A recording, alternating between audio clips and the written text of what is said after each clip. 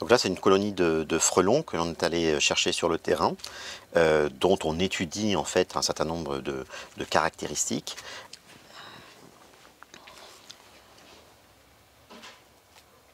Très clairement, l'impact climatique a une persistance sur les colonies. En fait, en ce moment, vu qu'il fait plus chaud, le frelon asiatique, comme d'autres espèces, continue à se développer comme si c'était la saison normale. Et donc, ça fait plus d'individus et donc plus de population sur le terrain.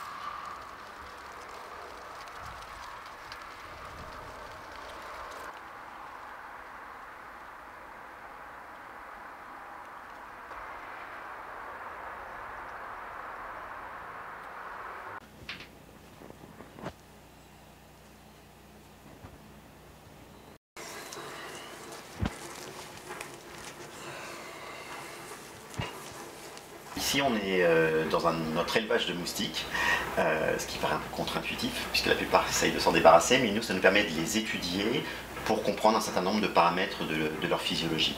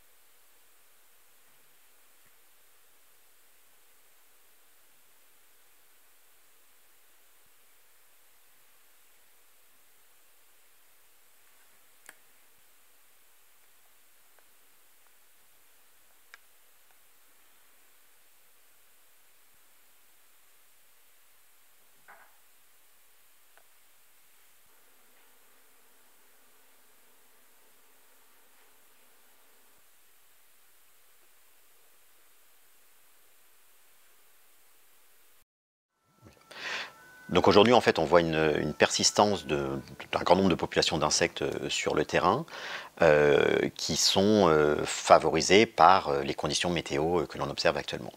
Pour rentrer en hibernation ou en diapause, comme on dit pour les insectes, il faut qu'il y ait à la fois une réduction des températures et une réduction de la durée du jour.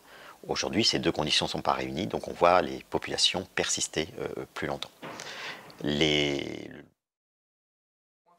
Le cas du moustique tigre est un très bon exemple, puisqu'en fait déjà c'est un insecte qui à la base n'était pas trop adapté à nos climats. Le fait du réchauffement climatique, finalement son aire de répartition remonte progressivement vers le nord. Pendant quelques années il était présent, mais n'arrivait pas à faire tout son cycle de développement. Aujourd'hui, les conditions sont suffisamment favorables pour qu'il puisse faire tout son cycle de développement sur notre territoire, en région Centre-Val de Loire, et donc s'installer concrètement sur le territoire. Les moustiques tigres passent l'hiver sous forme d'œufs.